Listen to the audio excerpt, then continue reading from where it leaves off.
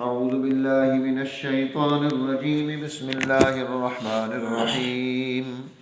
ألم نشرح لك صدرك ووضعنا عنك وزرك الذي أنقض ظهرك ورفعنا لك ذكرك فإن مع العسر يسرا إن مع العسر يسرا فإذا فرغت فانصب وإلى ربك فارغب. ألم نشرح لك صدرك، کیا ہم نے نہیں کھول دیا آپ کا سینہ، ووضعنا عنك وزرك، اور اتار دیا ہم نے آپ سے آپ کا بوجھ، الذي انقض ظهرك، جس نے آپ کی پیٹھ جھکا دی تھی، ورفعنا لك ذکرک، اور بلند کیا ہم نے تیرا ذکر، فإن مع العسر یسرا، سو البتہ مشکل کے ساتھ آسانی ہے، ان مع العسر یسرا، البتہ مشکل کے ساتھ آسانی ہے، فإذا فرغت فانصب، پھر جب آپ فارغ ہو جائیں تو محنت کریں، وإلى ربك فارغب، اور اپنے رب کی طرف دل لگائیں. یہ قرآن حکیم کے آخری پارے کی چھوٹی صورتوں میں سے ایک صورت ہے، جو 1 رکوع اور 8 آیات پر مشتمل ہے، اور یہ مکی صورت ہے. اس سے پہلے سورۃ الضحیٰ تھی. یہ سورۃ الضحیٰ کا تتمہ ہے، یعنی دونوں صورتیں مل کر مضمون مکمل ہو رہا ہے. اس سورہ مبارکہ میں اللہ تعالیٰ نے حضور نبی اکرم صلی اللہ علیہ وسلم پر جو انعامات تھے دونوں صورتوں میں ان کا تذکرہ کیا ہے، اور جو انعامات رہ گئے تھے سورہ انشراح میں اس انعام کا تذکرہ کیا ہے. اور سب سے پہلا اللہ جل جلالہ نے یہاں الم نشرح لک صدرک، کہ کیا ہم نے آپ کا سینہ کھول نہیں دیا، یعنی ہم نے آپ کا سینہ کھول دیا ہے. اور یہ جو انشراح صدر ہے ظاہری طور پر بھی جناب رسول اللہ صلی اللہ علیہ وسلم کا سینہ چاک کیا گیا، حدیث مبارکہ میں موجود ہے، یعنی 4 مرتبہ شق صدر کا واقعہ آتا ہے. جب آپ چھوٹے سے تھے سیدہ حلیمہ سعدیہ رضی اللہ عنہ کے ہاں تھے. عرب میں جو دستور تھا کہ وہ اپنے بچوں کو دیہاتوں میں زندگی کا پہلا حصہ چھوڑتے تھے تاکہ ان کی عربی، ان کی زبان، ان کی فصاحت و بلاغت وہ شہروں جیسی نہ ہو، کیونکہ شہروں میں اجتماع ہوتا ہے، ازدحام ہوتا ہے، اور مختلف علاقوں سے لوگ آ کر جمع ہوتے ہیں، تو وہاں کی زبانیں بدل جاتی ہیں، ہر ایک زبان کے آسان الفاظ عام محاورے میں آ جاتے ہیں، جس کی وجہ سے وہ جو فصاحت و بلاغت ہے زبانوں کی وہ ختم ہو جاتی ہے. اور جب آپ کسی دیہات میں جاتے ہیں، ایک ہی طرح کے لوگ ہیں، ایک ہی خاندان ہے، تو ساری باتیں آپ کے اندر وہی آئیں گی زبان کے اعتبار سے. یعنی ان کے ہاں بچوں کی تربیت کا یہ انداز تھا، نسل نو کو تعمیر کرنے کا انداز تھا، کہ سب سے پہلے بچے کی جو زبان ہے وہ درست ہونی چاہیے، تاکہ وہ گفتگو میں، آگے علوم میں اس کے لیے آسانیاں ہوں، فصاحت و بلاغت اس کے اندر موجود ہو. اس وقت میں حضور نبی اکرم صلی اللہ علیہ وسلم کو کہ آپ جب باہر جنگلوں میں بکریاں چرانے کے لیے اپنے بھائیوں کے ساتھ جو رضائی بھائی تھے گئے ہوئے تھے، تو وہاں یہ معاملہ پیش آیا۔ دو آدمی آئے، انہوں نے آ کر آپ کو لٹایا، سینہ چاک کیا اور اندر صاف ستھرائی کی اور پھر واپس رکھ دیا۔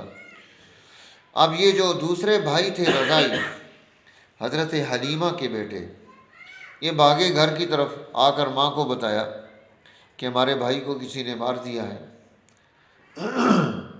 اب وہ پریشان ہو گئے، سارا خاندان وہاں سے بھاگتا ہوا آیا تو اللہ کے نبی واپس تشریف لا رہے تھے، لیکن بچے تھے، چہرے پر تغیرات تھے، اس لیے وہ ڈر گئے۔ حضور علیہ السلام کو یہ جو وقت گزار لیا تھا اس کے بعد واپس جو ہے نا آپ کی والدہ محترمہ کے پاس لے آئے۔ دوسری مرتبہ شک صدر تب ہوا جب آپ کی عمر 10 سال تھی، کیونکہ حضور نبی اکرم صلی اللہ علیہ وسلم نے خود یہ حکم ارشاد فرمایا ہے، مرو اولادکم بالصلاۃ، اپنی اولاد کو نماز کا حکم دو، اور کس وقت شروع کرو؟ عادت تو شروع سے ڈال دینی چاہیے۔ وہم ابناء 7 سنین، جب آپ کے بچے 7 سال کے ہو جائیں تو انہیں حکم دو نماز پڑھنے کا کہ بھائی نماز پڑھو۔ اور وَاضْرِبُوهُمْ بِعَشْرٍ، جب 10 سال کے ہو جائیں تو 10 سال کی عمر میں اگر وہ نماز ادا نہ کریں تو ان کو سرزنش دو، کوئی ڈانٹ دو، تاکہ ان کے مزاج میں نماز پیدا ہو جائے۔ اور تیسرا حکم بچوں کے لیے یہ دیا، فرقوا مضاجعہم، اب اس عمر میں ان کے بسترے جدا کر دو، بھائی الگ سوئے، دوسرا بھائی الگ سوئے، بہن الگ سوئے، دوسری بہن الگ سوئے۔ تو یہ ایک تربیت سکھائی جناب رسول اللہ صلی اللہ علیہ وسلم نے۔ امام الہند امام شاہ ولی اللہ محدث دل بھی فرماتے ہیں، یہ جو 10 سال کی عمر ہے یہ اخلاق اور تعلیمات کی عمر، اس کی ابتدا ہوتی ہے، یعنی جوانی سے پہلے، جوانی کے دور میں جو قدم رکھا جاتا ہے وہ 10 سال کی عمر میں ہے۔ ایسے دور میں انسان کے دل میں یہ جو لڑک پن ہے، اس میں بہت ساری خواہشات اور مرضیات اور چیزیں پیدا ہوتی ہیں، تو یہاں سے نگرانی کا پورا دور نسل انسانی کے لیے شروع ہوتا ہے ماں باپ کی ذمہ داریوں میں، کہ اب نگاہ رکھیں، دھیان رکھیں، اپنی نسل پر غور کریں، انہیں آپ نے ایک تعمیری دور سے گزارنا ہے۔ رسول اللہ صلی اللہ علیہ وسلم، اللہ جل جلالہ نے آپ کے لیے غیبی انتظام کر دیا کہ ان خواہشات و مرضیات کو آپ کے اندر سے سینہ چاک کر کے نکال دیا گیا۔ اب اگلا دور شروع ہوتا ہے، یہاں سے لے کر نبوت کے ملنے کا جو دور ہے وہ 40 سالہ دور ہے۔ 40 سال میں اللہ تعالیٰ نے نبی کو نبوت تو شروع سے ہی مل جاتی ہے، جیسے حضور علیہ السلام نے فرمایا کنت نبیا وآدم بین الماء والطین، میری نبوت کا فیصلہ اس وقت بھی تھا جب آدم علیہ السلام کا گارا گوندا جا رہا تھا، مٹی اور پانی کو جمع کیا جا رہا تھا، ابھی ڈھانچہ وجود میں نہیں آیا تھا، میں اس وقت بھی کنت نبیا، نبی تھا۔ تو نبی تو بچپن سے ہی نبی ہوتا ہے، لیکن منصب نبوت و رسالت کے لیے جو عمر ہے وہ 40 سال ہے۔ اور ہمارے یہاں 40 سال کے بعد لوگ کہتے ہیں ہم بوڑھے ہو گئے، اب ہماری جو ہے نا جی بس جی اب ختم ہو گیا ہے۔ وہ عورتیں کہتی ہیں میرا دل تھک گیا۔ بھئی تیرا دل کیوں تھک گیا؟ ابھی تو کام شروع ہوا ہے۔ 40 سال کی عمر میں نبوت مل رہی ہے، پھر آپ اس منصب نبوت و رسالت کے بوجھ کو اٹھا کر اگلا دور پیدا کر رہے ہیں۔ آزادی کا، انسانی ترقی کا، سماج کو بلندیوں پر لے جانے کا، عزم کا، ہمت کا، مشکلات برداشت کرنے کا، یہاں سے دور شروع ہو رہا ہے۔ تو اس لیے 40 سال کے بعد بہت ساری نئی ذمہ داریاں انسان پر عائد ہوتی ہیں، ان ذمہ داریوں سے اس نے عہدہ برا ہونا ہوتا ہے۔ اس لیے انسان بوڑھا نہیں ہوتا، ہمتیں جوان ہوں تو بوڑھے بھی جوان ہوتے ہیں، ہمتیں مر جائیں تو پھر جوان بھی بوڑھے ہو جاتے ہیں۔ جیسے جب ہماری یہ جو خلافت تھی عثمانیہ کی، خلافت عثمانیہ، اس کا جب زوال آیا، یہ جو ارطغرل ڈرامے شرامے لوگ دیکھ رہے ہیں، دیکھ چکے ہیں بلکہ اب تو ہاں جی، یہ خلافت عثمانیہ کا دور ہے۔ زوال آیا تو ان کے پاس بہت بڑی طاقتور ترین فوج موجود تھی، لیکن سربراہان میں ہمت نہیں تھی آرڈر کرنے کی۔ اتنی طاقتور فوج ہونے کے باوجود 3 براعظموں پر حکومت کرنے والی فوج، اس میں کتنے ماہرین اور جرنیل موجود ہوں گے، بہادروں کی لائن لگی ہوگی، لیکن زوال آ گیا۔ ان اوپر والوں میں ہمت نہیں تھی، جرأت نہیں تھی۔ سسٹم چلانے والی قوت بزدل ہو جائے تو پھر نیچے سسٹم میں جتنے بھی طاقتور لوگ ہوں وہ ضائع ہو جاتے۔ زوال آ گیا، برطانیہ نے ترقی کر لی، پوری دنیا میں نیا دور پیدا ہو گیا، اور ہم سارے بٹ گئے، تقسیم ہوئے، ہماری خلافت ٹوٹی، عربوں کو تقسیم کیا گیا، ہمیں تقسیم کیا گیا، ملک بنائے، بٹوارے کیے۔ یہ سارا پچھلا دور ہمارا صرف بزدلی کی وجہ سے، ہمت کے نہ ہونے کی وجہ سے ہوا۔ تو 40 سال کے بعد آپ صلی اللہ علیہ وسلم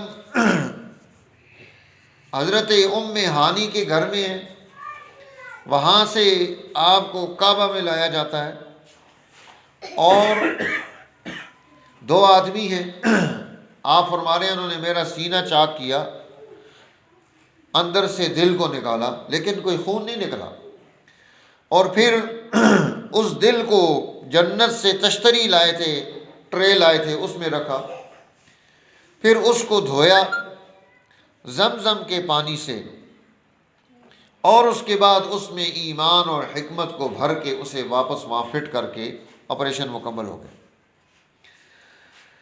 یہ تیسرا شق صدر ہے۔ اب آپ دیکھیے کہ اللہ کے نبی کا سینہ چاک کیا جاتا ہے، دل نکالا جاتا ہے، اور اس کو دھونے کے لیے زمزم کا پانی، تشتری جنت سے آتی ہے، جنت میں بھی نہریں موجود ہیں،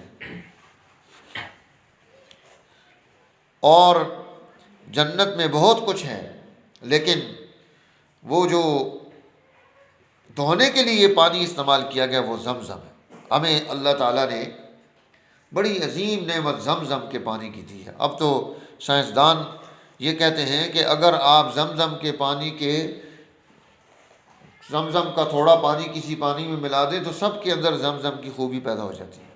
یہ اتنی عظیم نعمت اللہ نے عطا کی ہے۔ اللہ تعالیٰ ہمیں بھی اور آپ کو بھی لے جائے اپنے گھر کی زیارت کے لیے، حضور علیہ السلام کے روضہ طاہر پر حاضری کے لیے، اور وہاں نصیب کرے زمزم کا پانی پینا۔ یہ بڑی نعمت ہے۔ پھر ایمان اور حکمت، یہ 2 عظیم نعمتیں ہیں۔ جسے ایمان مل گیا وہ خوش بخت ہے۔ ایمان سے بڑی کوئی نعمت دنیا میں موجود نہیں ہے۔ جتنی بھی کائنات میں نعمتیں ہیں، ان سب نعمتوں میں سے سب سے عظیم ترین نعمت ایمان کی ہے جو اللہ نے ہمیں عطا کی ہے۔ اور دوسری نعمت وہ ہے حکمت۔ وَمَن يُؤْتَ الْحِكْمَةَ فَقَدْ أُوتِيَ خَيْرًا كَثِيرًا۔ جسے حکمت مل گئی، دانائی مل گئی، اسے خیر کثیر عطا کر دی گئی۔ تو یہ جو حکمت ہے یہ بھی اللہ کی طرف سے نعمت ہے کہ انسان کے اندر عقل ہو، تدبیر کرنا جانتا ہو، اور خواتین کو اس کی بڑی زیادہ ضرورت ہے کہ وہ حکمت سے انہوں نے خاندان کو ترقی دینی ہے، سوسائٹی کو آگے بڑھانا ہے، نسل کو ترقی دینی ہے۔ تو اب ان کے اندر جتنی حکمت ہوگی، دانائی ہوگی، جتنا ایمان ہوگا اس کے مطابق اگلی نسل تیار کر لیں گی، جتنی اس میں کمی ہوگی اتنی نسل میں کمی رہ جائے گی۔ چوتھی مرتبہ شق صدر کا جو واقعہ پیش آیا ہے وہ اس وقت ہے جب رسول اللہ صلی اللہ علیہ وسلم کو معراج کے لیے آسمانوں کی سیر کرائی گئی۔ یہ جو سفر ہے یہ بھی انسان کے اندر تجربات منتقل کرتا ہے۔ جب انسان بہت ساری چیزوں کو دیکھتا ہے تو اس دیکھنے سے اس کے اندر خوبیاں اور کمال پیدا ہوتے ہیں۔ تو اللہ کے حبیب صلی اللہ علیہ وسلم کو آن واحد میں اللہ تعالیٰ نے ساری کائنات کی سیر کرا دی، اور آپ نے جنت دیکھی، جہنم دیکھی، وہاں کے حالات دیکھے، وہاں ہونے والی بیماریاں دیکھی۔ ان بیماریوں کے عالم مثال میں ایک یہ ہمارا عالم ہے، عالم دنیا، اس کے اوپر ایک عالم مثال ہے جس میں جو کچھ ہم کر رہے ہیں اس کی الٹی کیسٹ چل رہی ہے۔ وہاں پر ایک یعنی ہم نے آج درس میں بیٹھنا تھا تو یہ وہاں کل گزر گیا ہے کہ یہ درس ہو رہا ہے، الٹی کیسٹ چل رہی ہے۔ جو ہم کر رہے ہیں وہ ایک دن پہلے وہاں چلتا ہے، وہ عالم مثال ہے۔ اس میں ہمارے کام کی تمثیلیں ہوتی ہیں۔ پھر اس کے بعد اوپر جو ہے اس سے اور عالم ہے، عالم ملکوت ہے۔ پھر اس کے بعد عالم جبروت ہے۔ اللہ تعالیٰ نے یہ بہت وسیع و عریض کائنات بنائی ہے، اور اس کائنات کے اوپر بہت سارے نظم و انتظام چل رہے ہیں جن تک انسان کی رسائی جو ہے عام حالات میں ممکن نہیں، جس سے اللہ چاہتا ہے ان نظاموں کے ساتھ اس کا ربط پیدا کر دیتا ہے۔ حضور نبی اکرم صلی اللہ علیہ وسلم بنفس نفیس آپ کو وہاں دعوت دے کر بلایا گیا۔ دعوت دی، دعوت دینے والی ذات اللہ کی ہے۔ جس نے دعوت دی اس نے ساتھ جو ہے نا سواری بھی بھیجی کہ آپ ہماری سواری پر آئیں، جس سے براق کہا جاتا ہے۔ اور وہ اتنی سپیڈ والی سواری تھی کہ جہاں تک انسان کی نگاہ اوپر اٹھائے آسمان کی طرف نگاہ جاتی ہے اتنا اس سواری کا ایک قدم تھا۔ ساتوں آسمانوں پر اس نے اللہ کے حبیب کو پہنچایا۔ ہر آسمان پر دروازے پر جبریل ساتھ تھے، دستک ہوئی، وہاں سے دوسرے پر، تیسرے، چوتھے نبیوں سے ملاقاتیں ہوئیں، وہاں کے حالات کا جائزہ لیا، جنت دیکھی، جہنم دیکھی، اللہ کے ساتھ ملاقات ہوئی۔ یہ سارا دور جو ہے یہ معراج میں، شب اس رات میں اسرا، شب اسرا، لیلۃ الاسرا جسے کہا جاتا ہے، اس میں ہوا۔ تو یہاں قرآن حکیم جس شرح صدر کی بات کر رہا ہے وہ جسمانی نہیں ہے، وہ ہے روحانی، کہ انسان دنیا میں اس لیے نہیں آیا کہ کھائے پیے اور اس کے بعد سو جائے یا اولاد پیدا کر لے۔ یہ تو ساری کائنات کر رہی ہے، ہر مخلوق کر رہی ہے، وہ کھاتی پیتی ہے، سوتی ہے، اس کی اولاد ہوتی ہے۔ انسان کی ذمہ داریاں ہیں، اور ذمہ داریوں میں سب سے اہم چیز سماج اور سوسائٹی کا وجود ہے۔ اب جتنی بڑی انسان کے پاس ذمہ داری ہوتی ہے اتنا ہی اس ذمہ داری کے اعتبار سے اس کے اندر ہمت چاہیے۔ ہمت نہیں ہوگی تو وہ ذمہ داری سے عہدہ برا نہیں ہو سکتا۔ اس لیے میں نے آپ کے سامنے مثال رکھی ہے کہ فوج بڑی طاقتور ہے لیکن بادشاہوں میں ہمت نہیں تھی، ہم زوال میں چلے گئے۔ جتنا بڑا انسان کام کر رہا ہوتا ہے اتنی بڑی اس کو جو ہے نا شرح صدر بھی چاہیے ہوتا ہے۔ افمن شرح اللہ صدرہ للاسلام، کیا وہ شخص جس کو اللہ نے اسلام کے لیے شرح صدر دے دیا، فہو علی نور من ربی، وہ اپنے رب کی طرف سے ایک خاص نور، اس نور ہدایت پر ہے وہ، اور جس کو شرح صدر نہیں ملا، یہ دونوں کیسے برابر ہو سکتے ہیں؟ کیوں؟ روشنی اور اندھیرا برابر نہیں ہوتے۔ هل يستوي الذين يعلمون والذين لا يعلمون، جاننے والے اور نہ جاننے والے برابر نہیں ہوتے۔ وما يستوي الاعمى والبصير، دیکھنے والا اور اندھا برابر نہیں ہوتا۔ ولا الظلمات ولا النور، روشنی اور اندھیرا برابر نہیں ہوتا۔ ولا الظل ولا الحرور، سایہ اور گرمی برابر نہیں ہوتے، ان میں فرق ہے۔ اس لیے شرح صدر کا مل جانا اپنے کام کا اس کے اندر یہ خوبی منتقل ہو جانا کہ وہ اس کام کو کرنے کی ہمت اپنے اندر پیدا کر لے، وہ کام ہو جائے گا۔ آپ کے اندر ہمت نہیں ہے تو آپ کے کچن کے برتن بھی نہیں دھلیں گے، ہمت ہے تو سارا گھر صاف ہو جائے گا۔ بات تو ہمت کی ہے۔ اس لیے شرح صدر یہ ہے انسان کو اپنے کام کرنے کی اس کے اندر ہمت پیدا ہو، اسے یقین ہو، وہ اسے درست کرنے کی صلاحیت رکھتا ہو۔ فرمایا کہ جب یہ شرح صدر مل جائے گا، سینہ کھل جائے گا، وَوَضَعْنَا عَنْكَ وِزْرَكَ، اب اللہ کے حبیب سماج میں ہیں، آپ کا کام کیا ہے؟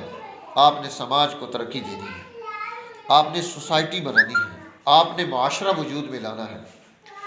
اب اس سماج اور سوسائٹی اور معاشرے کو وجود میں لانے کے لیے آپ کو جس ہمت کی ضرورت ہے، اور ہمت کے ساتھ ساتھ آپ کو ایک قوت کی ضرورت ہے، جماعت کی ضرورت ہے کہ آپ ایک جماعت پیدا کر لیں۔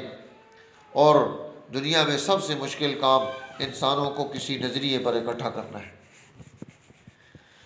زندگیاں گزر جاتی ہیں تب جا کر کوئی نظریے پر اکٹھا ہوتا ہے۔ حضور نبی اکرم صلی اللہ علیہ وسلم کی 40 سالہ نبوت سے پہلے کے دور کو دیکھیے، اور اس کے بعد 13 سالہ مکی دور کو دیکھیے، ٹوٹل 87 لوگ مسلمان ہوتے ہیں۔ یعنی 53 سال کی پیغمبر اعظم صلی اللہ علیہ وسلم کی محنت کا نتیجہ 87 لوگ مسلمان ہو رہے ہیں۔ اور اب آپ پر بوجھ ہے کاموں کا، سوسائٹی کی پریشانی ہے، انسانوں کی غربت آپ کے سامنے ہے، عورتوں کی مسکینی آپ کے سامنے ہے، عرب کی سوسائٹی میں جو اس کے ساتھ ظلم تھا وہ آپ کے سامنے ہے، ان کے حقوق کی پاسداری آپ کے سامنے ہے کہ کیسے قائم کرنی ہے۔ 100 طلاقیں دیتے تھے، پھر اس کو جو ہے نا وہ لٹکا کے رکھا ہوتا تھا، کوئی نظم و انتظام نہیں تھا۔ ماں وہ لونڈی بن کر اپنے بچے کے گھر میں کام کرتی تھی، ورثے میں مانگ بھی تقسیم کر دیتی تھی کہ یہ زمین فلانے بیٹے کی ہے، جائیداد فلانے بیٹے کی ہے، اور اونٹنیاں فلانے کی ہیں، ماں فلانے کی ہے۔ اور جس کی وہ اس میں ورثے میں ماں آتی، وہ ساری زندگی اس کی خدمت کرتی، اس کو غلاموں کی طرح رکھا جاتا۔ اللہ کے نبی نے ماں کی عظمت سکھائی، اللہ کے نبی نے بہن کی عزت سکھائی کہ آپ کے پاس جب جو ہے نا دائی حلیمہ کی بیٹی آپ کی بہن آتی ہے، نبوت اپنی چادر اس کے لیے بچھاتے ہیں، استقبال کرتے ہیں کھڑے ہو کر، اس کا اسے چادر پر بٹھاتے ہیں، اسے عزت دیتے ہیں، اسے مرتبہ دیتے ہیں، اور آپ کے پاس جو چیزیں تھیں وہ ساری جمع کر کے اپنی بہن کو دیتے ہیں، لے جاؤ یہ سارا سامان تیرا ہے، لے جا، تو میری بہن ہے۔ بیٹی کو عزت دیتے ہیں۔ جب حاتم تائی کی بیٹی آئی رسول اللہ کی مجلس میں، جب آپ کو پتہ چلا کہ یہ حاتم تائی کی بیٹی ہے جو عرب کی سوسائٹی کا سخی تھا، اللہ کے نبی نے اپنی چادر اس کے سر پر رکھی اور اس کو آزاد کیا، اور فرمایا جاؤ یہ جتنے تیرے خاندان کے قبیلہ طے کے لوگ ہیں ان سب کو ہم نے آزاد کیا، لے جاؤ ان کے ساتھ۔ تمہارا باپ سخی تھا تو سخی کے ساتھ سخی کا معاملہ ہے، کافر کی بیٹی ہے، رسول اللہ بیٹی کی عزت سکھا رہے ہیں، بہن کی عزت سکھا رہے ہیں، ماں کا مرتبہ بتا رہے ہیں۔ سوسائٹی میں آنے والی خواتین، ان کے مسائل کے حل کے لیے اللہ کے نبی تڑپ رہے ہیں، انسانی سوسائٹی میں موجود بزرگوں کو عزت دینے کے لیے تڑپ رہے ہیں، غریب کی غربت کو ختم کرنے کے لیے تڑپ رہے ہیں۔ آپ پریشان حال ہیں۔ حدیث میں آتا ہے، حضرت اماں عائشہ صدیقہ رضی اللہ تعالیٰ عنہ فرماتی ہیں، ایک دن اللہ کے نبی گھر میں آئے، آپ لیٹتے ہیں، کبھی دائیں کروٹ، کبھی بائیں کروٹ، کبھی اٹھ کے بیٹھ جاتے ہیں، کبھی چٹ لیٹ جاتے ہیں، پھر بیٹھ جاتے ہیں۔ حضرت عائشہ فرماتی ہیں، میں نے پوچھا یا نبی اللہ آپ کو بخار ہے؟ آپ نے فرمایا نہیں، بخار تو نہیں ہے۔ وہ کہتی ہے، میں نے پوچھا یا نبی اللہ پیٹ میں درد ہے؟ آپ نے فرمایا نہیں، پیٹ میں بھی درد نہیں ہے۔ جسم کے کسی حصے میں کوئی دکھن ہے؟ آپ نے فرمایا نہیں، دکھن نہیں ہے۔ پوچھا میرے محبوب آقا آج آپ کے جسم میں استراحت نہیں ہے، آرام نہیں ہے، پریشانی کیا ہے؟ فرمایا میرے پاس، میری سلطنت میں، میری حکومت میں ایک انڈے کے برابر سونا موجود ہے، اور میں سوچ رہا ہوں کہ کہیں کوئی آدمی ضرورت مند ہو، بھوکا ہو، پریشان حال ہو، اور میں وہ اپنے پاس رکھ کے سویا رہوں۔ اس چیز نے مجھے بے چین کیا ہوا ہے۔ اب آپ دیکھیے کہ اللہ کی مخلوق کی غربت آپ کو بے چین کی ہوئے، گھر میں آرام نہیں ہے، یہاں تک کہ آپ نے حضرت بلال کو آواز دی۔ بلال آئے، فرمایا جاؤ مدینہ میں گرد و نواح میں، ہماری قلمرو میں، جہاں تک تم پہنچ سکتے ہو پتہ کرو کون غریب ہے، کون محتاج ہے، کون ضرورت مند ہے، ان تک یہ چیز پہنچا کے آؤ۔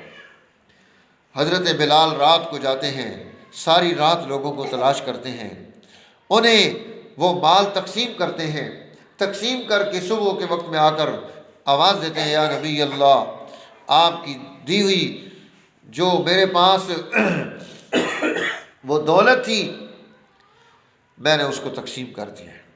اب اللہ کے نبی کو استراحت ہے، آرام ہے، سکون ہے۔ ہمارے پاس مال نہ ہو تو ہمیں سکون ہے، مال ہو تو سکون ہے، اللہ کے نبی کے پاس مال نہ ہو تو سکون ہے۔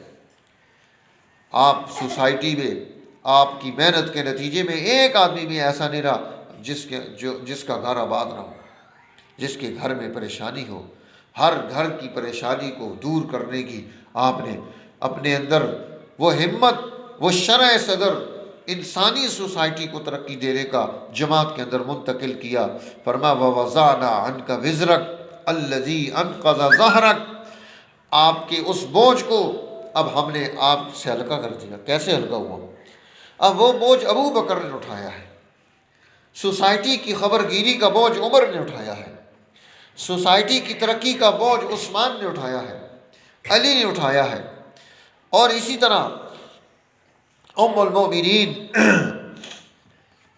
سیدہ خدیجہ الکبریٰ رضی اللہ تعالی عنہا، جو سب سے پہلے عورتوں میں سے ایمان لانے والی خاتون ہے، جو خاتون اول ہے، جو مزاج شناس رسول اللہ ہے، جس نے اپنا سارا مال دین پر صرف کر دیا، اللہ کے نبی کی خدمت پر لگا دیا، اپنی تمام تر صلاحیتیں اس میں صرف کر دی، جس سے اللہ نے آپ کو اولاد عطا کی، تو یہ دین کے نگران اور ذمہ دار جماعت پیدا ہوتی ہے، جو آپ کے بوجھ کو کم کرتی ہے، آپ کو سہولت دیتی ہے، تسلی دیتی ہے۔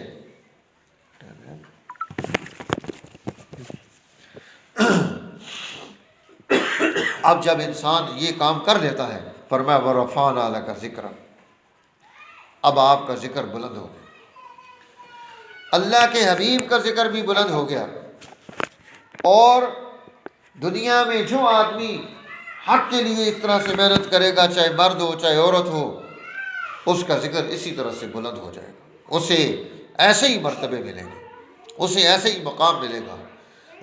آذان ہوتی ہے، اللہ کے نام کے ساتھ اللہ کے حبیب کا نام ہے، اقامت ہوتی ہے، اللہ کے نام کے ساتھ اللہ کے حبیب کا نام ہے، عرش پر اللہ کے نام کے ساتھ اللہ کے حبیب کا نام ہے۔ حضرت سیدنا آدم علیہ السلام اللہ کی بارگاہ میں دعا مانگ رہے ہیں، تو انہوں نے ایک دعا میں تذکرہ کیا حضور نبی اکرم سرور دو عالم صلی اللہ علیہ وسلم کا، کہ ان کے وسیلے سے میں آپ سے توبہ کرتا ہوں۔ اللہ نے پوچھا تو نے یہ نام کہاں پڑھا ہے؟ کہا جنت میں تیرے عرش کے ماتھے پر جہاں تیرا کلمہ لکھا تھا، وہاں ذریت میں اولاد میں آنے والی وہ عظیم شخصیت ہے جسے اللہ نے یہ مقام اور مرتبہ دینا۔ اب دیکھو کہ یہ اتنا بڑا مرتبہ، جب انسان شرح صدر کے ساتھ اپنے کسی امر اور کام کو آگے بڑھاتا ہے تو اس کا نتیجہ اسے ملتا ہے، دنیا میں اس کا نام بلند کیا جاتا ہے، اس کا نام عزت اس کو دی جاتی ہے۔ ہاں، انسان پر مشکلات آتی ہیں، آسانیاں ہمیشہ مشکلات کے بعد آیا کرتی ہیں۔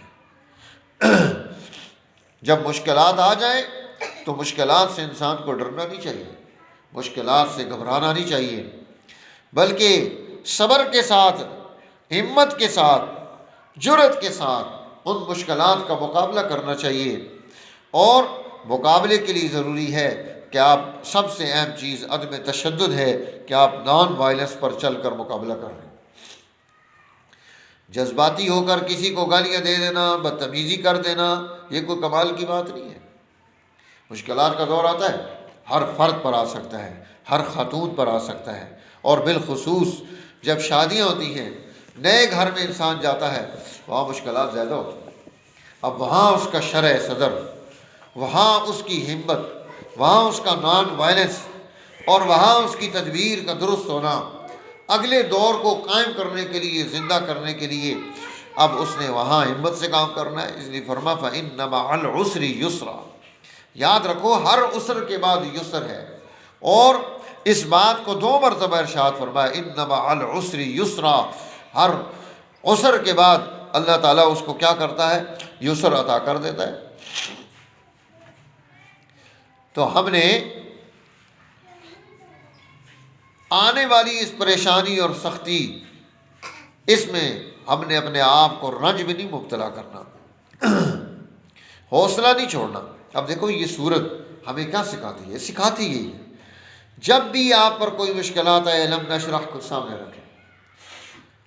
یہ سورت ہمیں سکھاتی ہے کہ مصیبت کے بعد انسان کو راحت ملتی ہے، یہ انسان کو حوصلہ دیتی ہے، نہیں آنے والا دور تیرا ہے، مصیبتیں یہ چھٹ جائیں گی، یہ بادل ہیں، یہ چلے جائیں گے۔ ہر روز بارش نہیں ہوتی، سورج نے بھی نکلنا ہوتا ہے، لیکن کبھی کبھی بادل بھی ہوتے ہیں۔ زندگی میں بھی ایسے ہی ہے، کبھی بادل آ جاتے ہیں، اندھیرے آ جاتے ہیں، پریشانیاں پیدا ہو جاتی ہیں، بجلی کی گرج اور چمک ہوتی ہے، طوفان ہوتے ہیں، لیکن یہ عارضی چیزیں ہوتی ہیں، یہ تھم جائے گا، یہ بجلی کی چمک ختم ہو جائے گی، یہ بادل کا گرجنا ختم ہو جائے گا، یہ اندھیرے ختم ہو جائیں گے، یہ بادل اڑ جائیں گے، اور سورج اپنے پورے آب و تاب کے ساتھ پھر منور ہو جائے گا، روشن ہوگا، کائنات کو روشن کر دے گا۔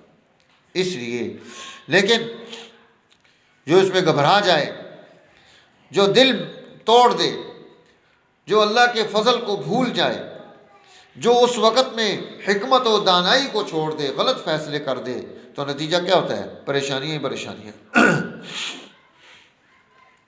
مصیبتیں ہی مصیبتیں۔ اس لیے انسان پریشانیوں اور مصیبتوں کے ساتھ جب مقابلہ کرتا ہے، پھر اللہ کی مدد اس کے ساتھ آنا شروع ہو جاتی ہے۔ حضور نبی اکرم صلی اللہ علیہ وسلم کا دور آپ دیکھیں، کتنی مشکلات کا دور ہے، صحابہ کا دور کتنی مشکلات کا ہے، پیٹ پر پتھر باندھے ہوئے، کھانے کے لیے کچھ نہیں، کھجور کی گٹلی چوس رہے ہیں۔ تبوک میں 30,000 کا لشکر ہے، ایک اونٹ پر 9 آدمی سوار ہوتے ہیں، یعنی 3 سواری کرتے ہیں، 6 پیدل چلتے ہیں۔ پھر ایک فرلانگ گزرتا ہے تو وہ 3 اتر کر دوسرے 3 بیٹھ جاتے ہیں، پھر 6 پیدل چلتے ہیں۔ پھر ایک فرلانگ گزرتا ہے تو 3 اتر کر اگلے 3 بیٹھ جاتے ہیں، پھر 6 پیدل چلتے ہیں۔ ایک کھجور نہیں ہے، گٹلی ہے، اس گٹلی کو چوس رہا ہے، ایک چوس کے دوسرے کو دیتا ہے تو وہ چوسنا شروع کر دیتا ہے، وہ تیسرے کو دیتا ہے۔ اس طرح سے سفر گزر رہا ہے، مشکلات کا دور ہے، پریشانیوں کا دور ہے، کھانے کے لیے کچھ نہیں، پریشانیاں ہی پریشانیاں ہیں۔ لیکن ان لوگوں نے ہمت نہیں ہاری، کیسر روم اسلام کے عظیم ترین دشمن کے مقابلے میں کھڑے، اور کھڑے ہو کر وہاں کردار ادا کر رہے۔ جب دشمن مغلوب ہوا، دولت کی فراوانی ہوئی، عزتیں ملی، نیا دور پیدا ہو گیا۔ اس لیے فرمایا کہ آپ نے کیا کرنا ہے؟ فَإِذَا فَرَغْتَ فَانْصَبْ، جب آپ ایک کام سے فارغ ہو جائیں تو یہ نہیں ہے کہ اب آپ فارغ ہو گئے، فَانْصَبْ، اگلی محنت شروع کر دی، اگلا دور پیدا کریں۔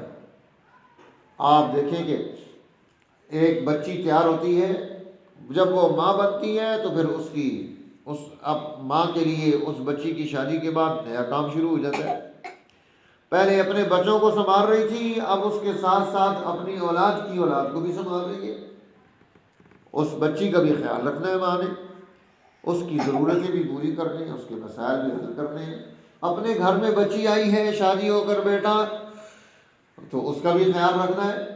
اگلا دور پیدا ہو رہا ہے، فَإِذَا فَرَغْتَ فَانْصَبْ، جب تو فارغ ہو تو اگلی محنت شروع کر دے۔ سکون و اطمینان اللہ نے دنیا میں انسان کو اس لیے نہیں بھیجا وہ سکون کرے، انکا کادح الی ربک قدحا فملاقی، تم اپنے رب کی طرف جاؤ گے اور تھک کر وہاں پہنچو، جب تھکنا چھوڑ دو گے پھر رب نہیں ملے گا، اس لیے تھکنا نہیں چھوڑنا۔ حضور نبی اکرم صلی اللہ علیہ وسلم کے پاس حضرت سیدہ فاطمہ آپ کی محبوب اور پیاری اور لاڈلی بیٹی آتی ہیں، آ کر واپس چلی گئی۔ شام کے وقت میں حضور علیہ السلام اپنی بیٹی کے گھر تشریف لے گئے کہ بیٹا آج آپ آئی تھی اور کوئی بات نہیں کی آگے۔ حضرت علی رضی اللہ تعالیٰ عنہ فرمانے لگے یا نبی اللہ، اس کو میں نے بھیجا تھا کہ اللہ کے حبیب غلام تقسیم کر رہے ہیں، باندیاں تقسیم کر رہے ہیں، تو گھر کے کام کرتی ہے، وشکیزہ اٹھا کر پانی لے کر آتی ہے، تو اس کی وجہ سے تیری جو ہے نا یہ دونوں بونڈوں پر نشان پڑ گئے ہیں رسیوں کے، چکی پیستی ہے، تیرے ہاتھوں پر جو ہے نا چکی پیسنے سے اس ڈنڈے کو پکڑ کر پتھر کی چکی ہے اس کو پھیر کر آٹا نکالتے تو اس سے تیرے ہاتھ سخت ہو گئے ہیں، اپنے لیے کوئی غلام لے ہو، کوئی ملازمہ لے ہو۔ حضور نبی اکرم صلی اللہ علیہ وسلم نے فرمایا بیٹی ابھی تیرے ابا کے ذمہ سوسائٹی کے بہت سارے کام ہیں، تجھے غلام نہیں مل سکتا۔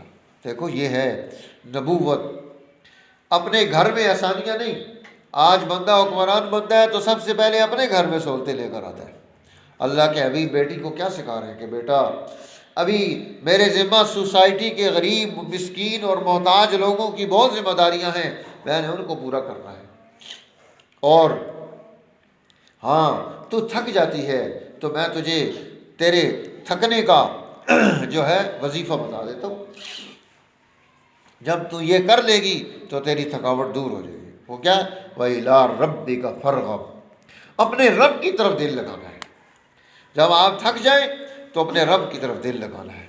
خود حضور نبی اکرم صلی اللہ علیہ وسلم بیماری میں ایک دن آپ باہر تشریف لائے، صبح صحابہ نے کہا یا نبی اللہ آج تو آپ کے چہرے پر تھکاوٹ ہے۔ آپ نے فرمایا ہاں آج بخار کی وجہ سے میں تھکا ہوا ہوں، لیکن آج میں نے اس تھکاوٹ کو دور کرنے کے لیے رات کو اللہ کے قرآن کی نفلوں میں تہجد میں تلاوت کی ہے۔ سبحان اللہ، کتنی تلاوت کی ہے آپ نے بیماری کی حالت میں۔ ہم بیمار ہوتے ہیں نماز چھوڑ دیتے ہیں، قرآن چھوڑ دیتے ہیں، بڑے بڑے لوگ ہمارے جیسے بھی چھوڑ دیتے ہیں، بیمار آج گاڑی پڑھ لیتے ہیں۔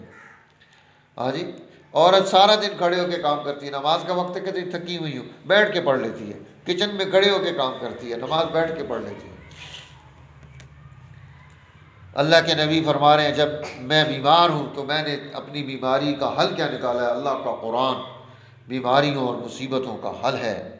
آپ نے رات کو کھڑے ہو کر آپ نے فرمایا آج میں نے سورہ بقرہ پوری تلاوت کی، پھر اس کے بعد سورہ آل عمران تلاوت کی، پھر اس کے بعد سورہ نساء تلاوت کی، پھر اس کے بعد سورہ مائدہ تلاوت کی، پھر اس کے بعد سورہ انعام تلاوت کی، پھر اس کے بعد سورہ اعراف تلاوت کی۔ اب یہ اعراف جو ہے 8ویں سپارے کے درمیان میں سے شروع ہو رہی ہے، یعنی 10 پارے اللہ کے نبی نے بیماری کی حالت میں رات کو کھڑے ہو کر پڑھ دی۔ یہ حال ہے ان کا۔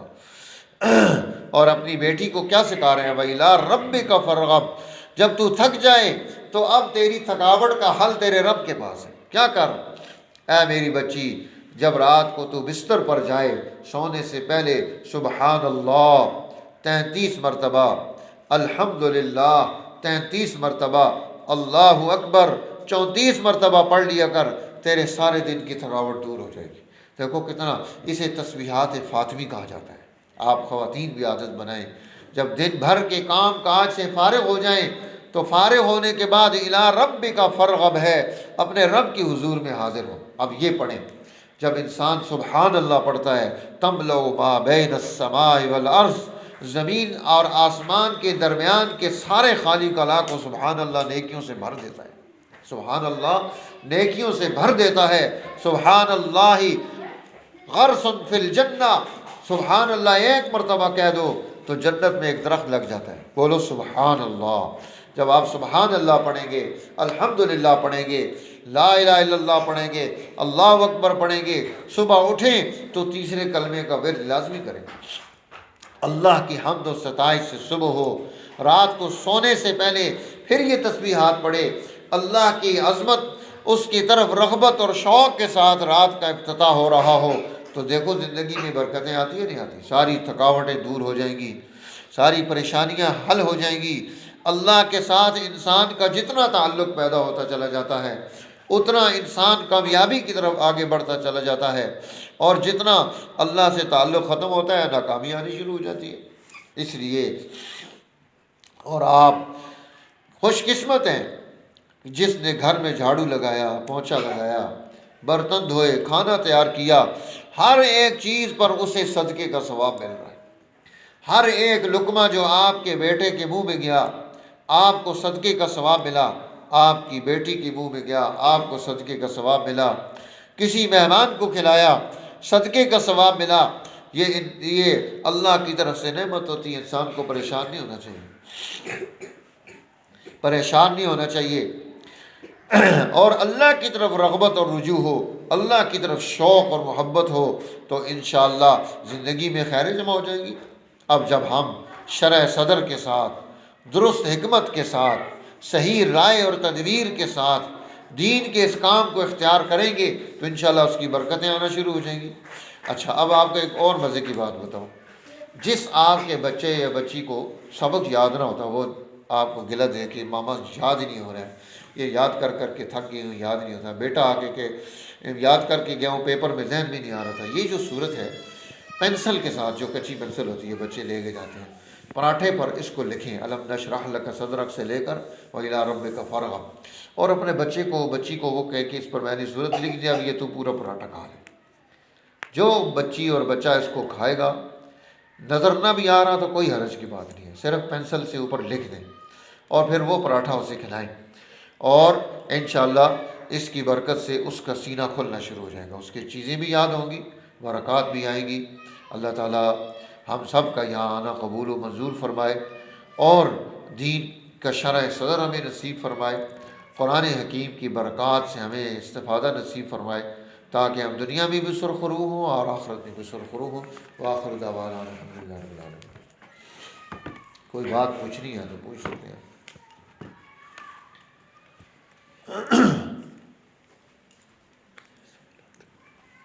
ہاں جی، ہاں سوال کوئی ہے تو کر لیں۔ یہ پیچھے جب نہیں ہوتا۔ اچھا، یہ پیچھے کوئی سوال آئے تھے آپ کی طرف سے کہ عورتوں کو زندہ درگور کیوں کیا جاتا تھا، کیا مجبوریاں تھیں، کیا سردار مکہ بھی ایسا کرتے تھے، آج ہمارے معاشرے میں کیا ہے؟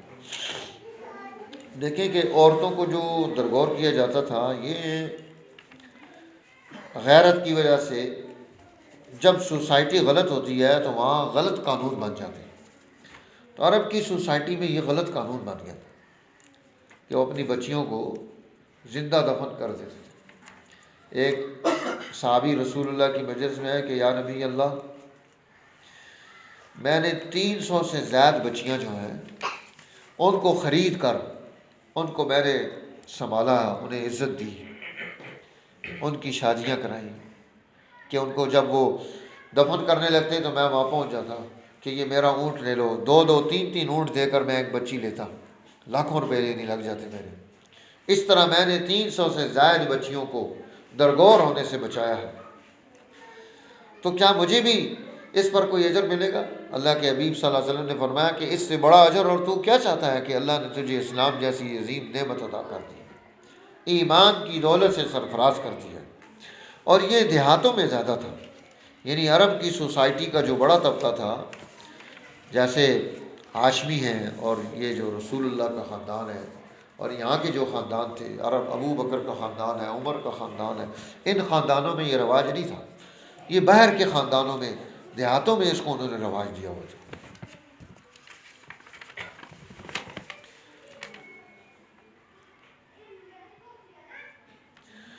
اور یہ دوسرا سوال ہے، زوال سے نکلنے کا قرآن درس دیتا ہے، اس عظیم مقصد کے لیے امہات المومنین اور دیگر صحابیات نے کیا کردار ادا کیا؟ ان کا تو بڑا عظیم کردار ہے، ابھی میں نے آپ کے سامنے کچھ باتیں رکھی بھی ہیں کہ سب سے پہلے رسول اللہ صلی اللہ علیہ وسلم کو تسلی دینے والی ایک عورت ہے ام المومنین حضرت خدیجہ۔ جب آپ پر نبوت آئی، آپ غم زدہ تھے، پریشانی میں تھے، تو سب سے پہلے تسلی کے لفظ ان کے لیے جو ہے ان کی بیوی نے استعمال کیے تھے. کلا واللہ، بخاری کی حدیث ہے، کلا واللہ لا یخزیک اللہ ابدا، اللہ کی قسم اللہ آپ کو کبھی بھی ذلیل و رسوا نہیں کر سکتا. کیوں؟ انک لتصل الرحم، آپ کے اندر صلہ رحمی پائی جاتی ہے. تحمل الکل، آپ دوسروں کا بوجھ اٹھانے والے. تکسب المعدوم، آپ سوسائٹی کو جو ہے نا چھپی ہوئی چیزیں نکال کر ان کو دینے والے. تعین والا نوائب الحق، حق کے مددگار. تقری الضیف، مہمان نواز ہیں. آپ کے اندر اتنی خوبیاں اللہ آپ کو کیسے ضائع کرے گا. تو انہوں نے اپنا بہت بڑا کردار ادا کیا، خود اسلام کو قبول کیا، زندگی ساری اس پر گزاری، رسول اللہ کی اطاعت میں، نیکی اور خیر کے کاموں میں اپنے خامن کے ساتھ ساتھ شامل ہیں، کردار ادا کر رہے ہیں. تو اس لیے آج بھی ہم یہ کردار اسی طرح سے ادا کر سکتے ہیں.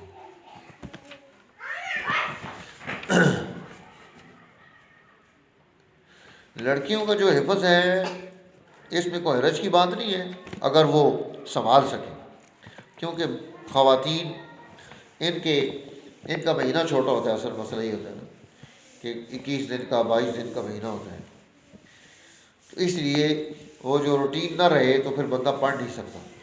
قرآن کو یاد کرنا اتنا مشکل نہیں ہے، یاد رکھنا جتنا مشکل ہے. تو اصل تو اس کو یاد رکھنا ہے. یاد کرنے کے بعد یاد نہیں رکھیں گے تو گناہ گار زیادہ ہوں گے.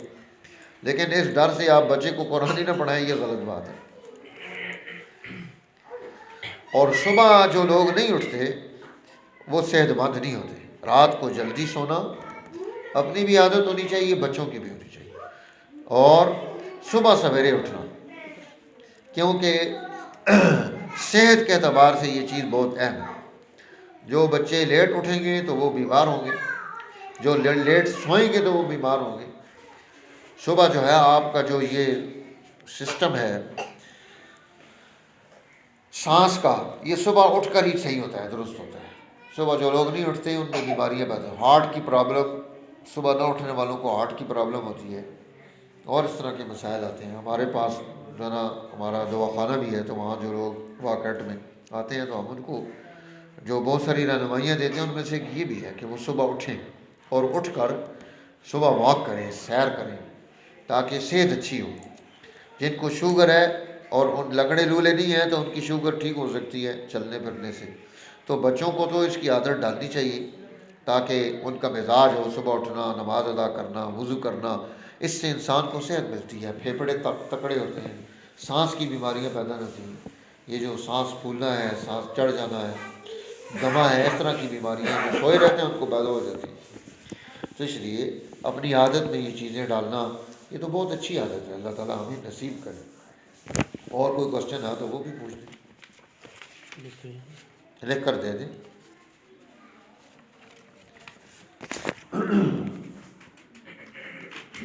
آپ رات کا کوشچن ہے تو آپ بھی پوچھ سکتے ہیں.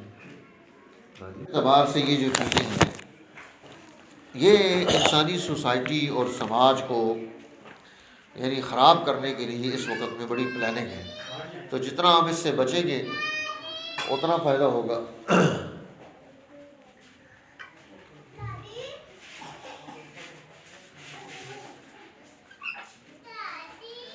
یہ بہن نے سوال کیا کہ صبر کی کیا حد ہے. جس حد تک صبر کر سکتا ہے کرنا چاہیے. وہ کہتے ہیں کہ ہمارے اللہ والے تھے، ان کے پاس سانپ آ گیا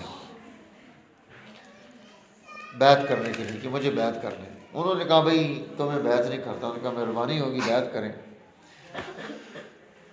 انہوں نے فرمایا بھائی بیعت تب ہوگی کہ تو کسی کو ڈسے گا نہیں، ڈسنا نہیں. اس نے کہا ٹھیک ہے جی قبول ہے. اب سانپ کی فطرت میں ڈسنا ہے، اس نے اپنی فطرت کے خلاف صبر کر لیا، نہیں ڈسنا. جب وہ باہر نکلا تو لوگوں نے اس کو پکڑ کے لتروڑ کی، سانپ آ گیا، سانپ آ گیا، مارا، زخمی ہو گیا. واپس بزرگوں کے پاس پہنچا تو انہوں نے کہا تیرا کیا حال ہو گیا؟ ان کا باہر نکلا لوگوں نے مارا. آپ نے منع کیا تھا ڈسنا نہیں ہے، اس لیے میں نے کسی کو ڈسا نہیں تو مار کھا کے آ گیا ہوں. تو آپ نے فرمایا بھائی میں نے پھوں پھاں سے تو نہیں روکا تھا نا، ڈسنے سے منع کیا تھا. یہ پھوں پھاں کرنا صبر میں نہیں آتا ہے. معاشرے میں موجود بیرا روی سے بچوں کو کیسے بچایا جائے؟ دیکھو بھائی، بات یہ ہے کہ آج ہم نہیں بچا سکتے کیونکہ ہمارا سسٹم نہیں ہے. ہمیشہ سسٹم کے ذریعے سے ہی آپ سوسائٹی بچا. کوئی بندہ یہ سوچے کہ وہ اکیلے کوئی خاتون اپنے بچوں کو بیرا روی سے بچا لے گی تو امپاسبل ہے جب تک آپ اس کا سسٹم پیدا نہیں کرتے. ہاں، سسٹم پیدا کرنے کی کوشش ہمیں کرنی ہے. اس کے ساتھ ساتھ اب ہم ان کو بیرا روی سے جو بچائیں گے اس کے لیے ہمیں تدبیر اختیار کرنی پڑے. تدبیر یہ ہے کہ انہیں ایک اچھا ماحول میسر آئے. اچھا ماحول میسر آئے. سب سے اہم چیز ہے کہ ہمیں خاندان کو جوڑ کے رکھنا چاہیے. ہمارے ہاں اس وقت میں بچوں کی بیرا روی کی ایک بنیادی وجہ یہ ہے کہ خاندان ٹوٹ گئے ہیں. ہاں جی، پہلے خاندان اکٹھے ہوتے تھے، دادا دادی نانا نانی قریب قریب ہوتے تھے، ماموں چچا تایا کو پوچھنے والا ہوتا تھا، نگاہ رکھتے تھے. بلکہ گاؤں کے لوگ بھی نگاہ رکھتے تھے. بچہ کو گڑبڑ کر رہا تو اس کے دوسرے لوگ بھی پکڑ لیتے تھے، کیوں کر رہے ہیں. اب کوئی کسی کو جانا جی وہ لوگوں میں حصہ بھر ہی نہیں رہا. وہ فوراً لڑنے کے لیے چلے جاتے، تو نے میرے بچے کو دیکھا کیوں ہے. تو اس وجہ سے ہم نے بہت سارے خاندانوں کو تباہ ہوتے دیکھے ہیں. یعنی ہماری نگاہ میں ہیں وہ لوگ بھی کہ جنہوں نے اس طرح سے خواتین نے اپنے بچوں کو سب سے کاٹ دیا اور کسی کو جو ہے نا وہ انہوں نے اجازت نہیں دی کہ ان کے بچوں کی نگرانی کرے، دشمن بنا کر پیش کیا. تو نتیجہ نکلا لوگوں نے چھوڑ دیا تو وہ بچے آہستہ آہستہ بیرا روی کا شکار ہو گئے. اور دوسری چیز یہ ہے، ہمیں بچوں کی جو نگرانی ہے، جو یہ شریعت نے 10 سال سے ہمیں کہا ہے کی جائے، اس کا بھی اہتمام کرنا چاہیے. اس دن جو ہے نا میرا بھتیجا ہے، وہ آیا کہتا ہے چچا جان میں نے وہ مرغا لینا ہے، وہ سیل مرغے نہیں ہوتے، سیل مرغا لینا ہے تو مجھے تھوڑے پیسے چاہیے. اور آپ نے میرے ابو جان کو نہیں بتانا، وہ ڈانٹتے ہیں مارتے ہیں. اچھا، میں تھوڑی دیر سوچتا رہا. میں نے کہا تمہارے پاس کتنے پیسے ہیں؟ کہتے 400 روپیہ 2000 روپیہ چاہیے. اچھا، میں نے اس کو 2000 روپیہ دے دیا.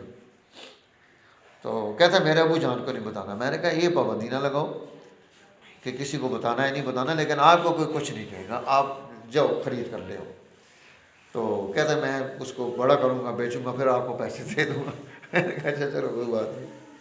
اب میں نے اس کے والد کو، جو میرے بھائی ہیں چھوٹے، مولانا طیب صاحب، وہ دواخانے میں آئے تو میں نے ان کو کہا کہ آپ اس بچے کو شوق ہے مرغے شرغے رکھنے کا تو آپ اس کے لیے پلاننگ کریں نا اس کی. تو اس نے مجھ سے پیسے مانگے ہیں، اب میں بھی نہ دوں، ابا بھی نہ دیں. اب اگر وہ سوسائٹی میں کوئی مکروہ چہرہ ایسا ہوگا جو بچوں کے ساتھ خواہشات جنسی یا دوسری تعلقات رکھنا چاہے گا، اس کے لیے پیسے خرچ کرنا مشکل نہیں ہوتا. تو یہ ایسے ہمارے بچے جن پر ہم غلط فیصلے کرتے ہیں وہ بھی بیرا روی کا شکار ہو جاتے ہیں کہ وہ دوسروں کے ہاتھ لگ جاتے ہیں. تو اپنے بچوں کو اس کی نگرانی کا نظم و انتظام. یہ ایک چیز ہمارے ہاں بیرا روی کی یہ ہے کہ ماں کو بات پتہ ہوتی ہے، وہ شوہر کے ساتھ ڈسکس نہیں کرتی، باپ کو نہیں بتاتی کہ جو مارے گا اس کو. بھئی آپس میں الگ بیٹھ کر چیزوں کو طے کر لینا. خاوند بھی نہیں ہے، آپ کی ذرا سیکریسی ہوتی ہے، آپ کی گفتگو ہوتی ہے، اور سارے کاموں میں ہوتی ہے، تو اولاد کے بارے میں بھی کیا کریں. جو بات ہمیں پتہ ہو کہ یہ اس راستے پر چل رہا ہے، اب وہ آپ کے کنٹرول سے نکل جائے گا اگر آپ اپنے شوہر کو آپ اس کے ساتھ جو ہے نا جی وہ نہیں کرتے ہیں. میں اس کو اس کے والد کو کوئی چیز ہی نہ بتاؤں بچے کے ساتھ مل کر، تو غلطی ہو جائے گی نا. میں نے ان کو سمجھایا، میں نے کہا آپ اس کو ڈانٹے نہیں، اس کو مرغوں کا پورا فارم بنا کے دیں، مرغیاں رکھ کے دیں، انڈے بیچے، ترتیب بنا کے دیں. کو تعاون کی ضرورت ہم کر دیں گے، لیکن آپ ان بچوں کی نگرانی. کہتے ہیں یہ پڑھے گا نہیں. میں نے کہا اچھا پڑھے گا، پھر جب اس کی ضرورت خواہش پوری ہو جائے گی جو اس کے دل میں چل رہی ہے، تو پھر یہ آپ اس کو دوسرے کاموں میں بھی اچھا ہو جائے گا. نگرانی کریں بجائے اس کے کہ ڈانٹ کر جانا جی اس کو دوسروں کے پاس بھیج دیں.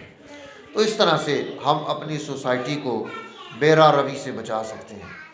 ماؤں کا بڑا اہم کردار ہے. میرے پاس ایک بچی آئی اور دواخانے میں اس کو وہ سوکڑ ٹانڈا بن گئی، تیلا بن گئی تھی، رطوبات جسم سے ختم ہو گئی، جوان بچی تھی. میں نے اس کی بیماری جب پکڑی تو اس کو میں نے ماں کو کہا کہ آپ چونکہ یہ جوان بچی ہے، آپ اس کو یہ باتیں سمجھائیں کہ یہ کام چھوڑ دے غلط، اس کا نقصان ہو رہا ہے اس کو. اس کے اندر ایک بیماری پیدا ہو گئی تھی، ہو جاتا ہے بچوں میں بھی جب جوان ہوتے ہیں، بچیوں میں بھی. وہ کہتی ہے مجھے شرم آتی ہے. ماں کہہ رہی ہے کہ یہ بات کرتے ہوئے مجھے اپنی بچی سے شرم آتی ہے. اب مجھے بڑا تعجب ہوا پہلے تو، میں نے کہا اب یہ کیسی بیوقوف عورت ہے کہ بچی اس کی مر رہی ہے، تباہ ہو رہی ہے، برباد ہو رہی ہے، اور یہ شرم کو لے کر بیٹھی ہوئی ہے۔ اس کو بات کرنی چاہیے کھل کے، اپنی بچوں کو بات سمجھائیں، شرم نہیں کرنی چاہیے۔ شرم ہے، کیا شرم ہے؟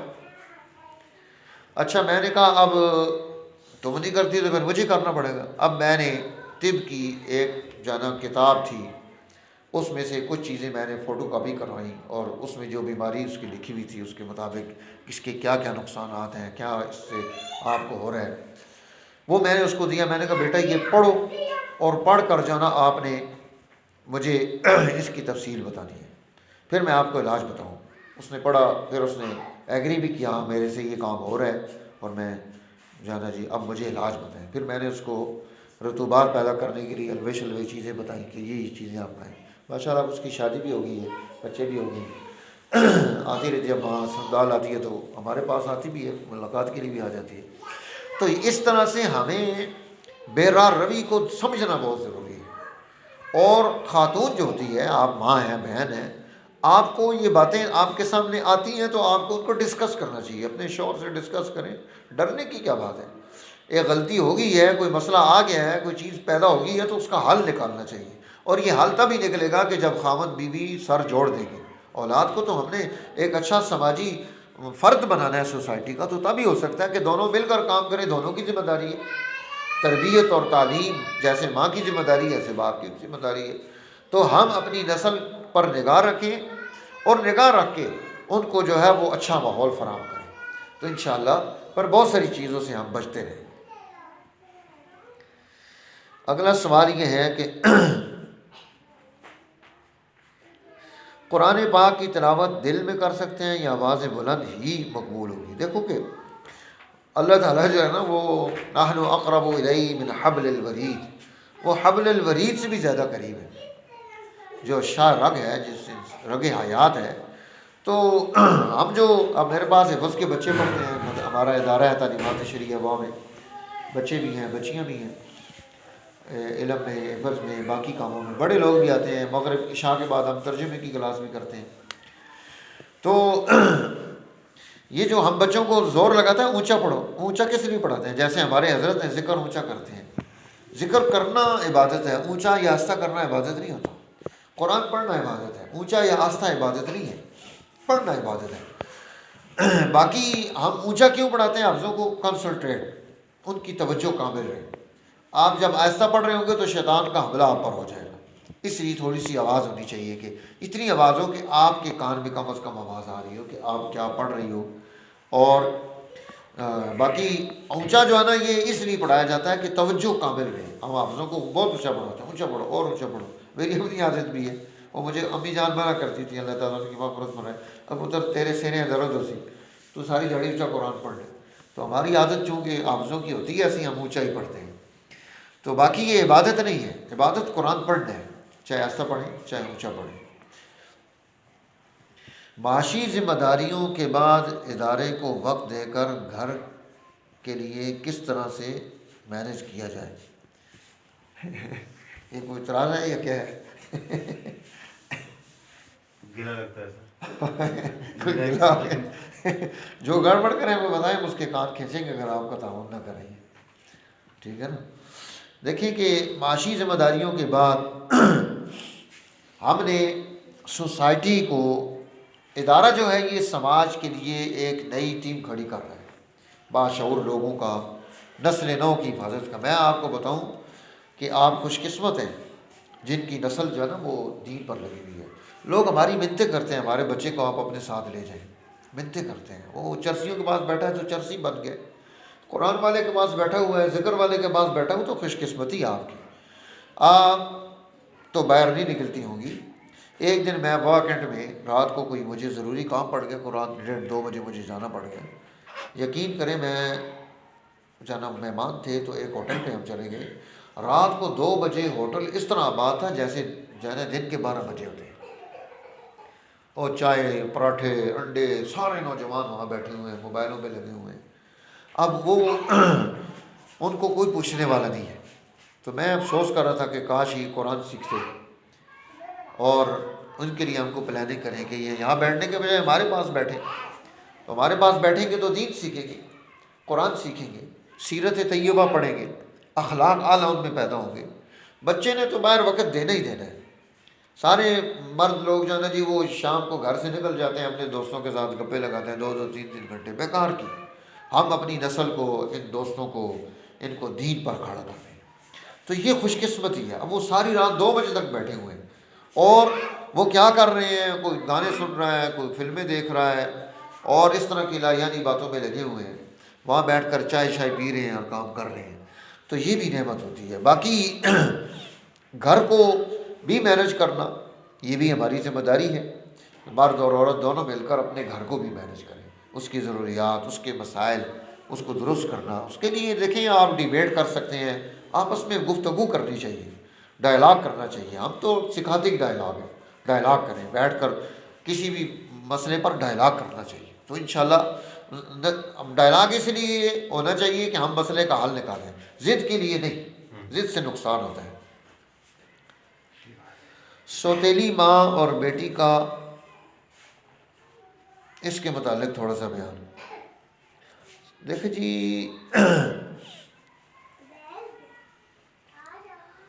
سوتیلی ماں یا بیٹی، اب یہ سوتیلی بیٹی ہے یا حقیقی بیٹی کے بارے میں پوچھ رہے ہیں۔ حقیقی بیٹی تو آپ کو اچھی لگے گی، سوتیلی بندے کو تنگ کرتی ہے۔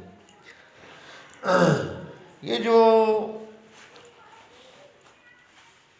سوتیلی ماں ہے یا ساس ہے یا ماں ہے، ماں تو ماں ہی ہوتی ہے نا۔ سوسائٹی میں جو عام خواتین ہیں ان کی بھی ہمیں عزت کرنی چاہیے، جو بڑی بوڑھیاں ہیں ان کا خیال رکھنا چاہیے، دھیان کرنا چاہیے، اللہ راضی ہوتا ہے اس سے۔ اور وہ چونکہ سوتیلی ماں ہے، اس کے ساتھ ماں کا لفظ لگا ہوا ہے تو ہمیں اس کا احترام کرنا چاہیے۔ اگر وہ کوئی تنگ شنگ کرے تو برداشت کر لیں، اللہ تعالیٰ جو ہے اس پر آپ کو انعام اور اجر عطا کرے گا۔ یہ جو کہا جاتا ہے کہ جیسی عوام ویسا حکمران ہوتا ہے، تو خلافت عثمانیہ کے عوام اچھی تھی، حکمران برے کیوں تھے؟ یہ آپ نے بڑی اچھی بات پوچھی ہے۔ یہ جملہ الٹا ہے، یہ جان بوجھ کر ایسا جملہ سوسائٹی میں سامراجی قوتوں نے مشہور کیا ہے کہ جیسی عوام ہوگی جی ویسا حکمران ہوگا۔ ہمیشہ جیسے ماں باپ ہوتے ہیں ویسے بچے ہوتے ہیں۔ آپ اچھے ہیں تو آپ کی اولاد اچھی ہوگی، آپ برے ہیں تو آپ کی اولاد اچھی نہیں ہوگی۔ جیسے حکمران ہوتے ہیں ویسے ہی عوام بن جاتی ہے۔ دیکھو حکمران عمر جیسا ہے تو ماں بیٹی کو کہتی ہے کہ دودھ میں پانی ملا دے، تو بیٹی کہتی ہے کہ عمر نے منع کیا ہے۔ وہ ماں اسے کہتی ہے کہ عمر یہاں تھوڑی دیکھ رہا ہے، وہ کہتی ہے عمر کا خدا تو دیکھ رہا ہے۔ تو حکمران عادل ہو سوسائٹی میں عدل پیدا ہوتا ہے، حکمران ظالم ہو سوسائٹی میں ظلم پیدا ہوتا ہے، حکمران پھس پھسے اور بزدل ہوں لوگ بزدل ہو جاتے ہیں، حکمران عقل مند ہو لوگوں میں عقل پیدا ہوتی ہے۔ جیسے حکمران ہوں گے ویسے جو ہے عوام آئے گی، یہ نہیں ہوتا کہ جیسی عوام ہوگی ویسے حکمران ہوگا۔ ہاں عوام کو اچھے حکمران پیدا کرنے ہیں، اس کے لیے ماؤں کو کردار ادا کرنا ہے۔ محمد بن قاسم جیسے لوگ کیسے پیدا ہوں گے، اور ابو عبیدہ ابن الجراح جیسے لوگ کیسے پیدا ہوں گے، عمر جیسے لوگ کیسے پیدا ہوں گے، عثمان جیسے لوگ کیسے پیدا ہوں گے۔ اس لیے رات کو جو ہے اپنے بچوں کو قصے کہانیاں بھی سنایا کرو، رات کو کوئی نہ کوئی واقعہ جو ہے ان کو ضرور سناؤ، سونے سے پہلے جو ہے نا یہ تمام ہونا چاہیے، تاکہ ان کے اندر جذبہ پیدا ہو، شوق پیدا ہو۔ تو ہمیں یہ چیزیں بھی سیکھنی ہیں، والدین کی ذمہ داریوں میں سے۔ میں اب رات کو روٹین بنائی ہے، روز میں بچوں کو نا کوئی نہ کوئی واقعہ سناتا ہوں۔ اب وہ بھی انتظار میں ہوتے ہیں، بابا ہمارے واقعے کا ٹائم ہو گیا، تو ان کو کوئی واقعہ سنا دیتے ہیں۔ تو وہ بلکہ اب میں نے ان کو کہا کہ واقعہ لکھا کرو، اور جو بزم ہوتی ہے اس میں بزم میں بھی بچوں کو سناتا ہوں۔ کچھ واقعات میرے یوٹیوب چینل پہ بھی موجود ہیں جو میں نے بچوں کو سنائے ہیں نا، وہاں سے بھی آپ دیکھ سکتے ہیں، اس میں بڑی اچھی چیزیں ہیں۔ تو وہ واقعات بچوں کو سنائیں تاکہ ان کے اندر جو ہے نا شوق پیدا ہو۔ جیسا آپ شوق ڈیولپ کریں گے ویسا بنے گا۔ تو اچھے لوگ پیدا کرنے سے ہی اچھے حکمران پیدا ہو۔ بس یہی ہے، کوئی اور سوال نہیں؟ ہاں جی